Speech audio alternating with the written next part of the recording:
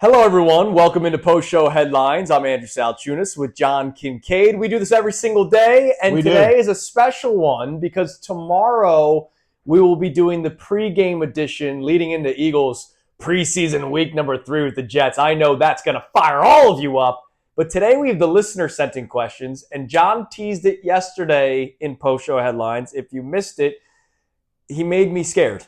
I think it's the wildest, most outrageous grouping of questions we've ever had.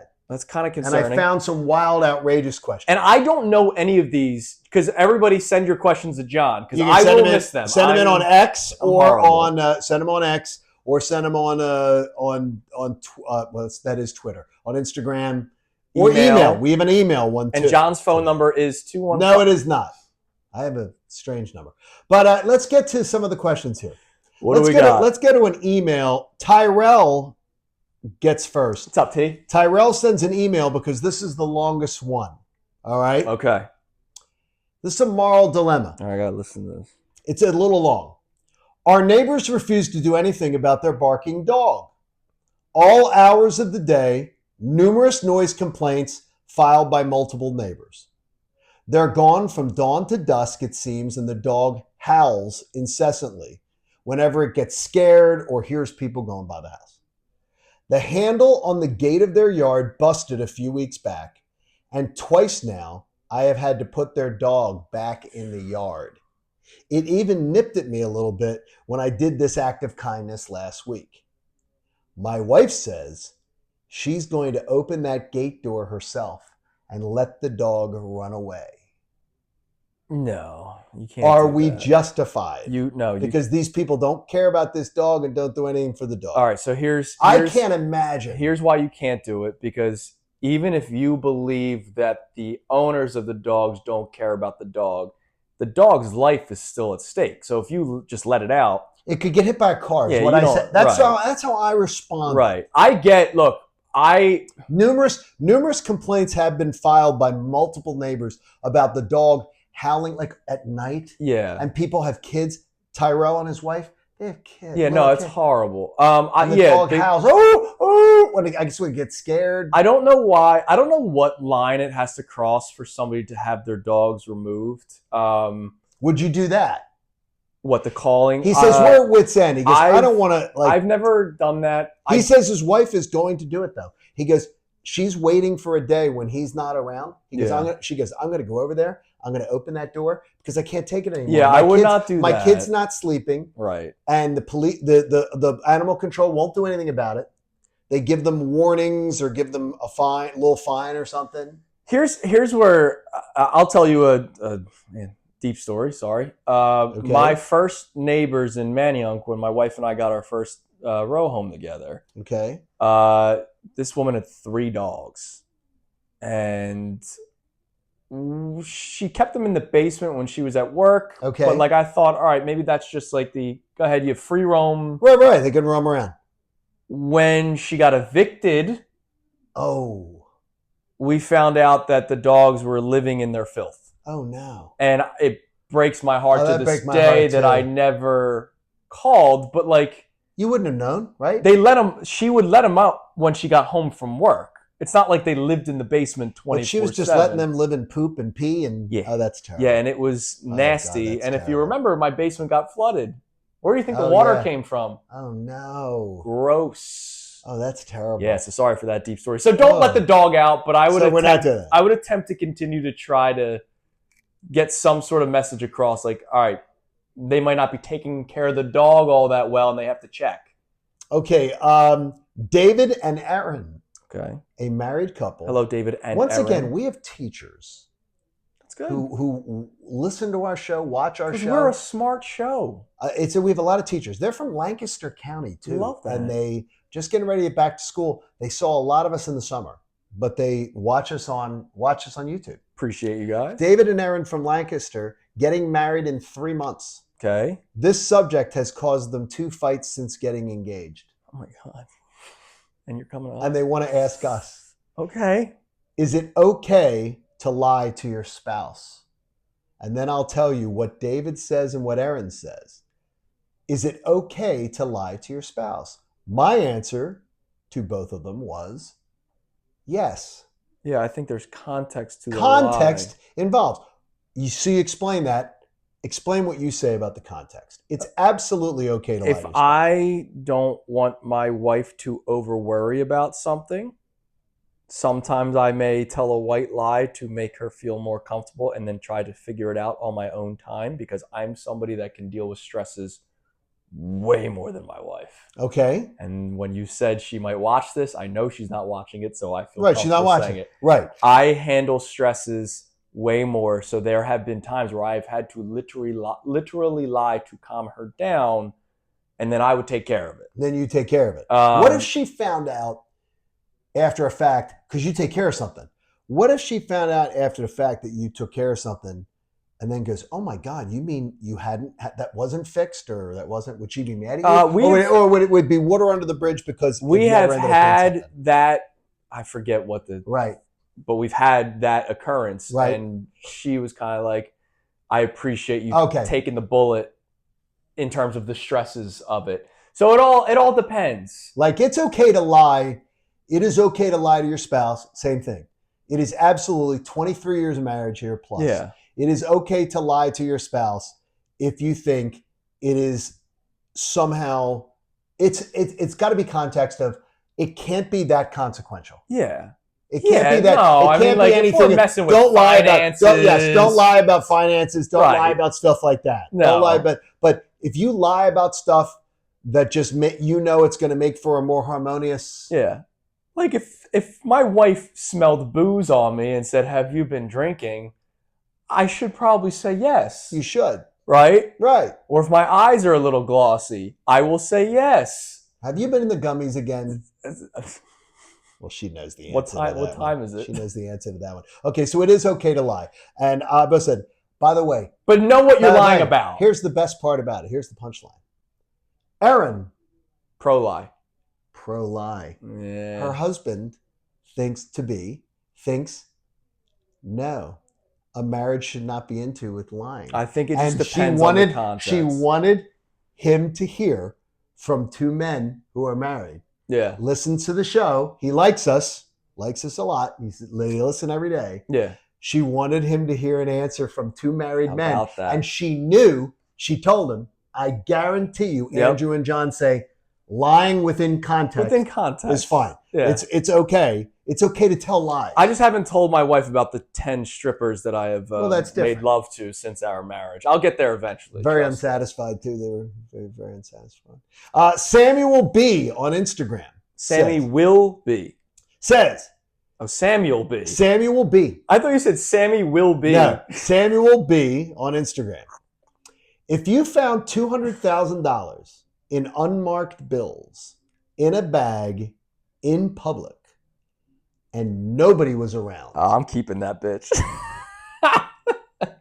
You don't even hesitate. No, that's my money now. Come on, dude. I got to tell you, I would sit on that money so long because of, and I don't like to use the term Catholic guilt. I would sit on that money so long before I decided what I wanted to do. But the moral dilemma would be back and forth because I'd be like, do I turn this in? Do I keep it and hide it and try? Do I spend a little bit of it and make sure that do I wait and see if somebody's found? Like, I would literally be so torn up by it, like the moral dilemma of it, that it would be, I could not make a free decision quickly. Yeah. On it. No, I keep it. I do lean towards, I think I would keep it. But you know what's weird? I would feel more bad if I found a $20 bill than $200,000. Why? Because wouldn't you think the $200,000, first of all, somebody's missing it more? No, I think if somebody's carrying $200,000 around, that means they're doing shady stuff. Okay. Wouldn't you think they're going to come look for you? Or that you could be putting your family at risk? How would they know that it was me? That's what I'm saying. The fact that he said nobody was around. Yeah, no, that's mine. I would feel more bad for the $20 bill because it could have been a kid. There's no kid carrying around $200,000. I found 20 at the golf course a couple weeks ago. And you probably celebrated. I kept it. Yeah, exactly. I kept it because you know why? Because Finders keepers, Okay, losers weepers. Okay, we're at the golf course, and before the Saturday morning crew goes off, you literally show up and you throw your golf balls into a bin. Yeah. And then they go, okay, first force them to go. Everybody that's in the same group. So if you're in this handicap group, you play. So maybe there's like 16 people. So they reach in and they get 4 golf balls and they go, okay, this is who you're playing with. Yeah. This is the foursome you're playing with. So I find $20 over near the carts. It's yours. I'm not. Oh, that could have been. That could have been a tip for one of the caddy guys. Well, I always make sure I tip the caddies well. No, but that could have been their. But I'm like, am I going? Hey, I'm not giving it back because then everybody go, yeah, it's my 20. Yeah, my 20. You. So there it is. But you would keep it. I'm keeping it. It's mine. But how quickly would you spend any of it? See, I'd be hiding it for a while. That's a good question. I'd be so tortured. Yeah, I don't think I'd go right away. I think I'd hide it a little bit. Yeah. Would you tell Christy? Yes. Would you tell her? Yes. Would she tell you to turn it in? Yes. See, Christina would never tell me to turn it in. She'd probably tell me to turn it in. Christina would never tell me to turn it in. So then I probably won't tell her, and that's why lying is good sometimes. There you go. See, lying, Aaron? Look at that. Look at how we get back to it. Okay, Warren on email. Warren, very formal name. Love Warren. Warren's Hardware, Mullica Hill, New Jersey. There you go. Do you hold any grudges versus any of your grade school or high school classmates? Yeah. Still today? Yeah. Any of them that were real jerks? Do you understand how difficult it was being the fat kid? It sucked. Hell yeah, I still hold grudges. So you're talking about, okay, now explain this to me because you're a very kind person. Yes. So you're telling me you go back to an event. It's an all class. Like, does your school do all class happy hours and stuff like that? No, we haven't even done a reunion yet. Okay, I remember that. We're going on 15 years. We still haven't done a reunion. So you're at a function. Yeah. And somebody who was a total jerk to you in grade school. Yeah. Is there, and you're amongst a group of people. Would you go out of your way to confront them? Would you ignore them? What would you do? I would probably, in a joking way, be like, man, you used to give me a lot of shit for my weight back in the day.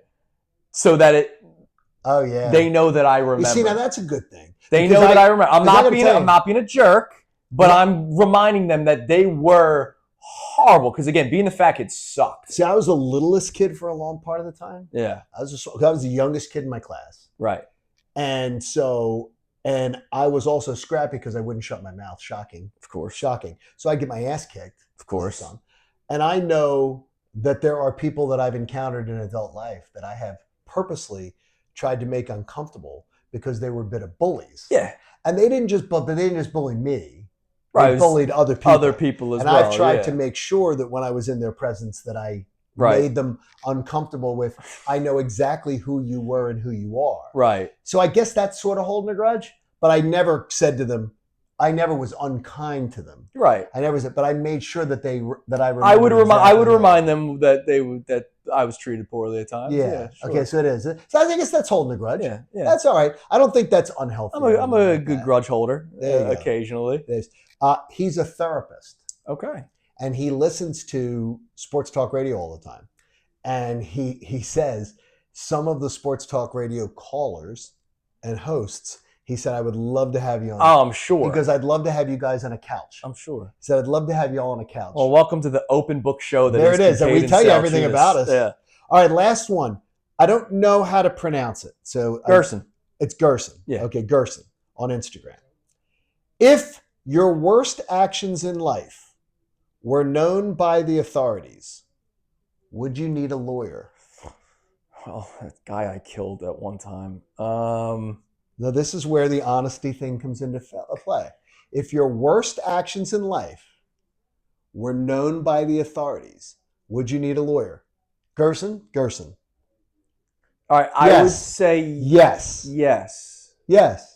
I can answer that definitively. Not often, but yes, there are things that I've done in life that I got away with. Yeah. That I absolutely could have, if I had been in a different situation, could have been in criminal trouble for. I know a friend Uh-huh. who was 18 at the time, driving over 100 miles per hour on a highway. And that friend of mine was actively about to get pulled over until a minivan.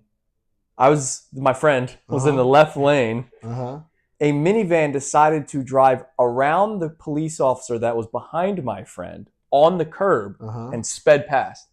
And then the police officer then went after that person. Oh my God. Huh. And if my friend was pulled over 100 miles an hour, over 100 miles an hour, I can't even imagine. That could be losing license. Oh no, that'd be losing and license. So then my friend would have needed a lawyer. I'm not even for talking that. about speeding. I'm not talking about speeding. How many bodies you got? Not bodies, but I'm talking about, yes, I absolutely would have. I absolutely would have definitely. Man. I said, I can tell a story. It's statute of limitations. I went into an active crime scene once. And there was nothing to do with me. That you created? No. You murdered the person? But I had access to.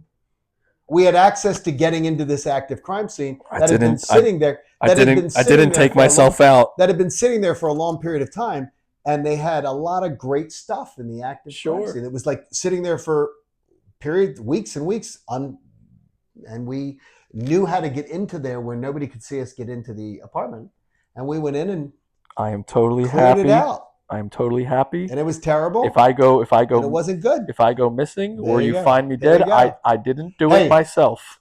Those are post-show headlines. Like, subscribe. We appreciate you. Check out our YouTube channel. And by the way, check out all the stuff that 97.5 The Fanatic's Ricky does a lot of great work. Ricky Bill does a lot of great work. Hey, he ain't stupid. He ain't stupid. Like the switch, man. All right, everybody have a great rest of your day. Tomorrow, pregame edition of post-show headlines. Hey guys, Andrew Salciunas from Kincade and Salciunas. Thank you for checking out all of our stuff on YouTube. Make sure you click, like, subscribe on everything that you see. And of course, you can see everything from our YouTube feed. Full shows, interviews, when John's being an idiot, which is like 15 times a day. So make sure you check out all of our stuff on YouTube. We appreciate it.